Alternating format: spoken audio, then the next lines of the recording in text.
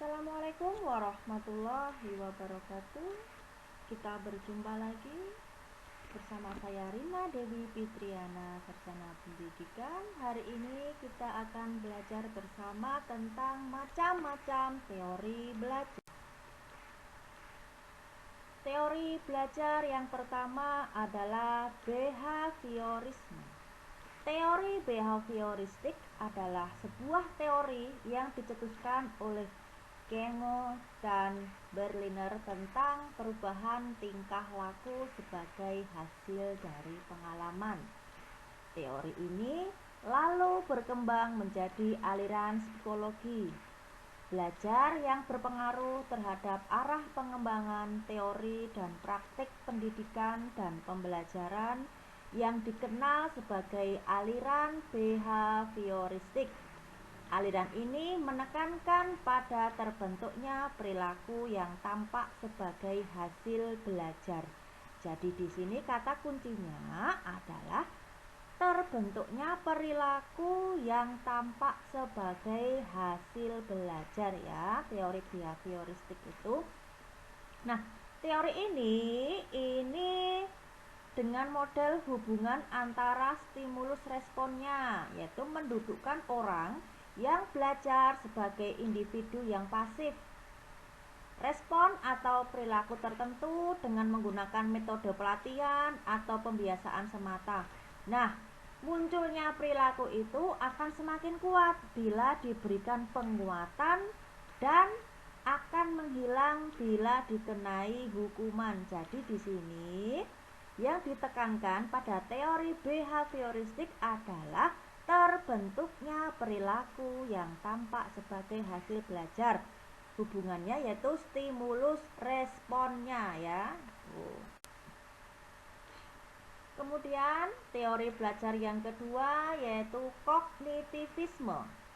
Teori belajar kognitif mulai berkembang pada abad terakhir sebagai protes terhadap teori perilaku yang telah berkembang sebelumnya.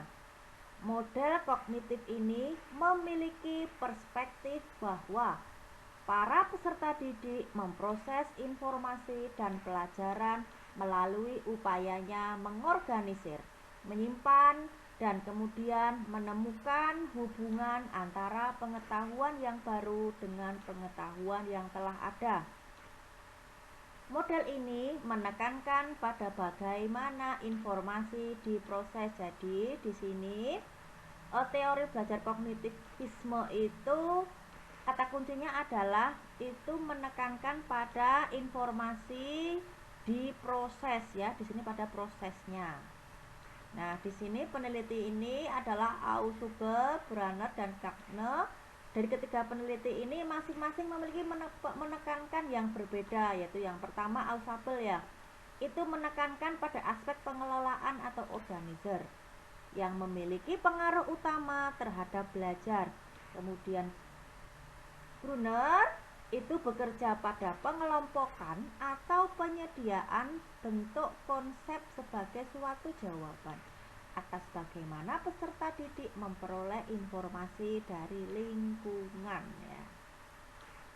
Jadi di sini teori belajar kognitivisme ini yaitu yang ditekankan pada informasi itu diproses ya. Jadi peserta didik itu memperoleh informasi dan pelajaran itu melalui upayanya mengorganisir, menyimpan, lalu menemukan hubungan antara pengetahuan yang baru dengan pengetahuan yang telah ia miliki atau yang telah ada.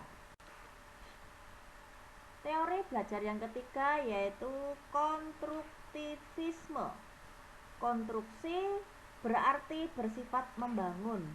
Dalam konteks filsafat pendidikan dapat diartikan konstruktivisme adalah suatu upaya membangun tata susunan hidup yang berbudaya modern ya.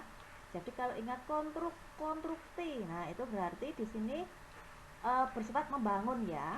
Nah, konstruktivisme itu merupakan landasan berpikir atau filosofi pembelajaran konseptual, yaitu bahwa pengetahuan dibangun oleh manusia sedikit demi sedikit yang hasilnya diperluas melalui konteks yang terbatas dan tidak sekonyong-konyong.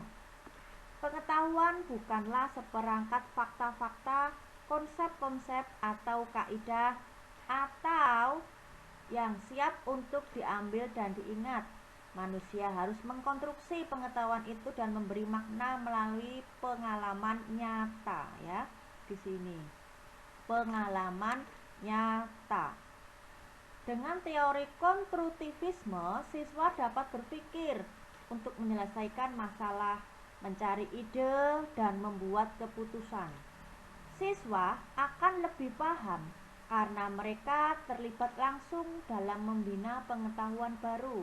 Mereka akan lebih paham dan mampu mengaplikasikannya dalam semua situasi. Selain itu, siswa terlibat secara langsung dengan aktif. Mereka akan ingat lebih lama semua konsep. Ya, di sini jadi teori belajar konstruktivisme ini di sini itu mengajak siswa itu dapat berpikir, menyelesaikan masalah, mencari ide, membuat keputusan. Nah, di sini tuh yang aktif itu banyak sekali tuh siswanya. Ya. Yang keempat, teori belajar humanistik. Teori humanistik yaitu tujuan belajar adalah untuk memanusiakan manusia, ya. Di sini yang digarisbesari. Nah, humanistik, human, ya. Di sini itu memanusiakan manusia, yaitu maksudnya proses belajar dianggap berhasil jika seorang pelajar telah memahami lingkungannya dan dirinya sendiri. Siswa dalam proses belajarnya itu harus berusaha agar lambat laun ia mampu mencapai aktualisasi diri dengan sebaik-baiknya. Teori belajar ini berusaha memahami perilaku belajar dari sudut pandang sudut pandang pelakunya, ya, bukan dari sudut pandang pengamatnya, ya. Jadi di sini sudut pandang pelakunya, ya, bukan pengamatnya, ya. Nah, di sini di teori belajar humanistik ini itu peran guru itu sebagai fasilitator saja, ya. Nah, terus bagaimana fasilitator itu? Yaitu fasilitator siswa memberikan motivasi, kesadaran mengenai makna kehidupan manusia, kehidupan siswa, seperti itu. Di sini guru memfasilitasi pengalaman belajar kepada siswa dan mendampingi siswa untuk memperoleh tujuan pembelajaran. Siswa berperan sebagai pelaku utama yang memaknai proses pengalaman belajarnya sendiri.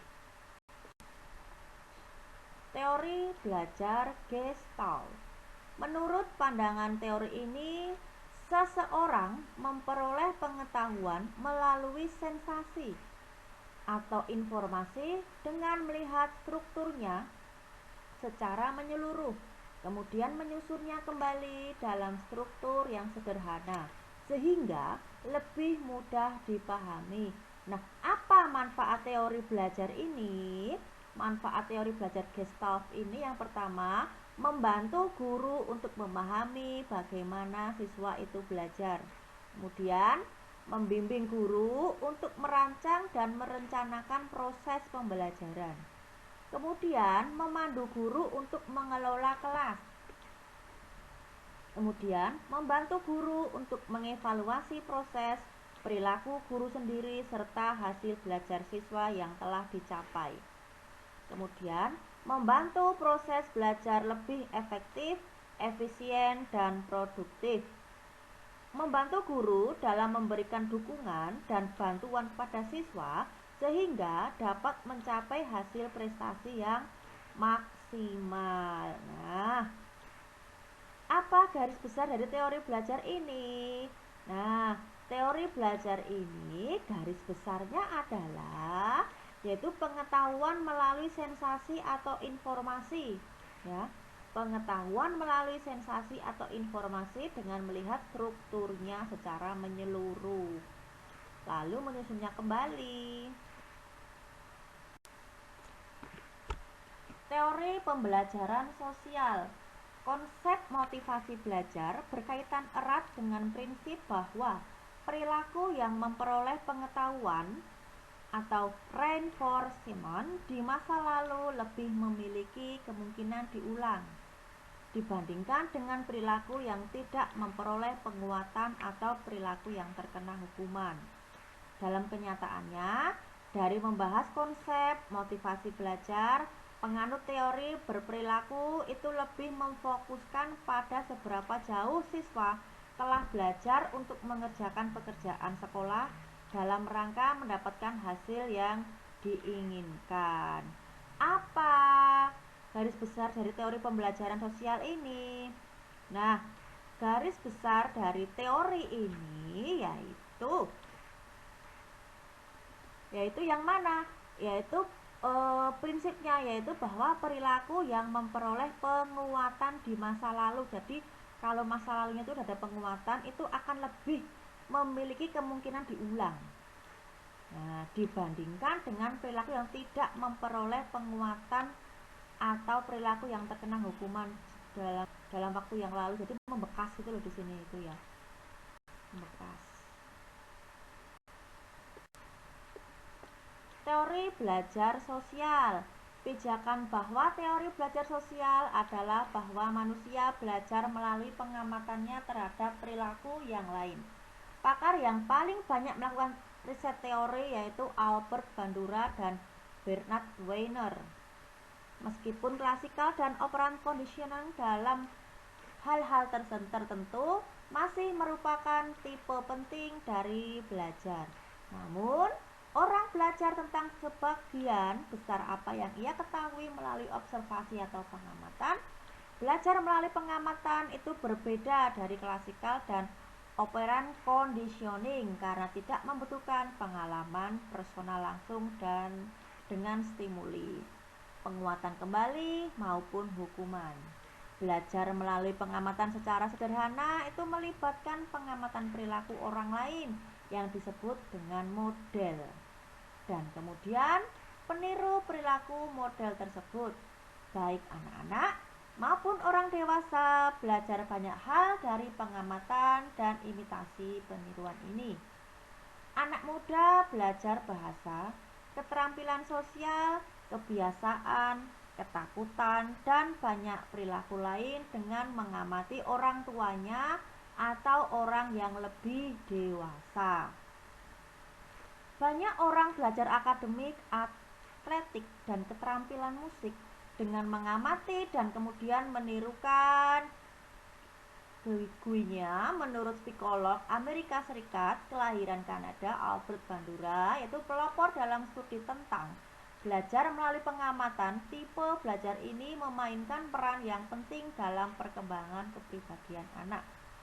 Bandura menemukan bukti bahwa belajar sifat-sifat seperti keikruan, keramahan, pengendalian diri, keagrefisan, dan ketidaksabaran sebagian dari meniru orang tua, anggota keluarga lain, dan teman-temannya. Sekarang kita belajar tentang soal-soal teori belajar. Simak video selanjutnya. Soal yang pertama, seorang siswa bersikap acuh tak acuh dalam belajar bahasa Inggris. Suatu ketika, guru meminta dia untuk menjadi pemimpin regu dalam sebuah kerja kolaborasi. Pada saat itulah siswa tersebut menunjukkan potensinya sebagai pemimpin. Sejak saat itu, siswa tersebut aktif dalam segala kegiatan pembelajaran. Teori belajar yang digunakan guru tersebut adalah, di sini sudah saya jawab, yaitu behavioristik. Apa kata kuncinya? Itu yang pertama. Itu anak itu bersikap acuh tak acuh pertamanya. Kemudian guru meminta dia menjadi pemimpin regu. Nah, timbullah rasa dia itu dalam pembelajaran jadi aktif, jadi merasa terpanggil, jadi merasa tanggung jawab. Nah, siswa tersebut menjadi aktif. Kenapa kok behavioristik? Karena aliran ini menekankan pada terbentuknya perilaku yang tampak sebagai hasil belajar.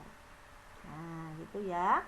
Dengan model penghubungan stimulus responnya menundukkan orang yang belajar sebagai individu yang pasif respon atau perilaku tertentu dengan menggunakan metode pelatihan atau pembiasaan semata. Terus kemudian barulah itu muncullah perilaku yang akan semakin kuat. Soal nomor 2, guru berperan sebagai fasilitator dalam kelas untuk memberi kemudahan belajar bagi para siswanya, seperti mengatur dan menyediakan sumber-sumber untuk belajar.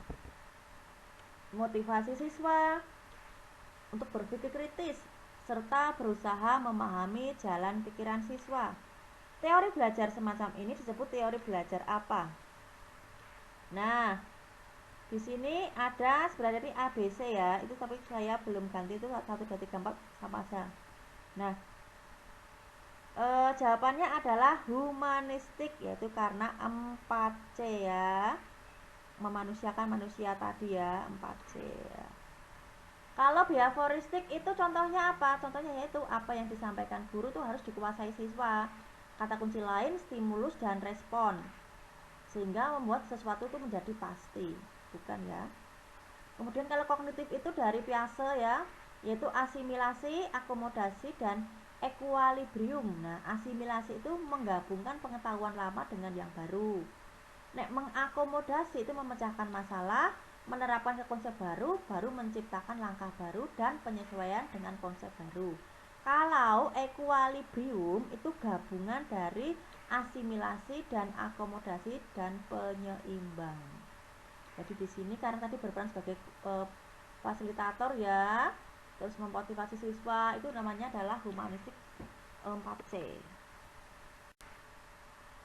Seorang guru memberikan perintah kepada siswa untuk melakukan kegiatan praktek, merupakan stimulus, dan siswa dengan menggunakan pemikirannya melakukan kegiatan praktek merupakan respon, yang hasilnya langsung dapat diamati.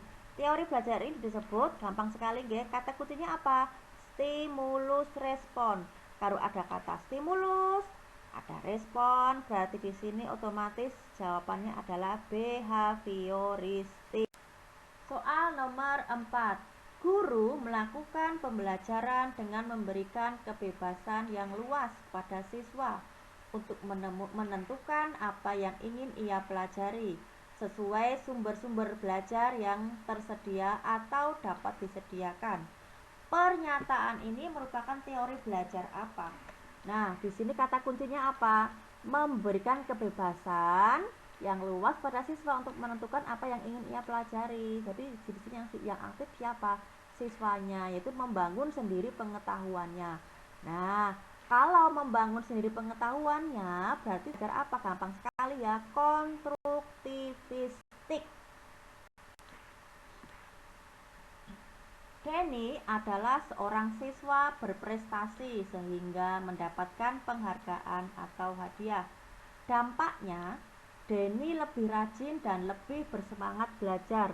Gurunya mengutamakan CBSA. Materi pelajaran disajikan berbentuk unit-unit kecil agar siswa hanya perlu memberikan suatu respon tertentu. Respon yang ada diberikan umpan balik agar siswa segera tahu hasilnya. Nah, yang dilakukan guru tersebut dilandasi teori belajar apa? Nah, ini tadi sama. Apa kata kuncinya? Ada stimulus, ada respon ya. Jadi behavioristik. Kalau Skinner itu reward, penguatan dan punishment. Kalau konstruktivistik biasa. Dosa masalah adalah stimulus sampai pada pemecahan masalah salah ya. Perhatikan pernyataan-pernyataan berikut. Siswa dikondisikan harus menerima informasi kompleks dan menerapkannya ke situasi lain atau behavior. Pembelajaran dikemas bukan menerima pengetahuan. Konstruktivistik. Guru memfasilitasi pendidikan pengetahuan bermakna dan relevan bagi siswa atau konstruktivistik. Yes, itu. Guru memberikan kesempatan pada siswa menerapkan strategi belajar yang disarankan atau konstruktivistik. Pernyataan yang termasuk belajar konstruktivistik adalah nomor 2, nomor 3, dan nomor 4. Apa kata kuncinya? Yaitu yang kedua, pembelajaran dikemas bukan menerima ya. Jadi anak-anak itu mencari sendiri. Guru hanya memfasilitasi dan guru memberikan kesempatan siswa untuk melakukan strategi belajarnya. Kalau yang nomor 1 itu salah ya. Kenapa? Karena itu dikondisikan harus menerima informasi. Siswa itu harus menerima dulu. Behavioris gitu ya. Skinner adalah salah satu tokoh psikologi yang beraliran Skinner. Skinner itu selalu berhubungan dengan behaviorisme. Contoh penerapan teori Skinner dalam dunia pendidikan yaitu tadi behavioristik ya. Tadi ada stimulus respon, terus anak itu mendapatkan penguatan atau hukuman. Nah, jadi yang mana termasuk teori Skinnernya? Yaitu guru menghukum siswa yang nakal. Implementasi penerapan prinsip-prinsip behaviorisme yang banyak digunakan di dalam dunia pendidikan adalah sebagai berikut. Kecuali berarti yang bukan ya, mengimplementasikan yang bukan yang mana? Kalau yang itu yang A itu berpartisipasi secara aktif, berarti ini sudah baik ya. Terus di dalam unit-unit dan diatur berdasarkan urutan yang logis, sudah bagus. Respon perlu diberikan umpan balik juga sudah bagus. Jadi yang salah apa di sini? D. Peserta didik akan lebih mampu mengingat dan memahami sesuatu apabila pelajaran tersebut disusun berdasarkan pola dan logika tertentu. Ini kurang tepat. Tingkah laku dalam belajar akan berubah kalau ada stimulus dan respon. Stimulus dapat berupa perilaku yang diberikan kepada siswa, sedangkan respon itu merupakan perubahan tingkah laku yang terjadi pada siswa. Teori ini lagi-lagi ya disebut dengan apa? Behavioristik. Terima kasih sudah menyimak. Semoga bermanfaat.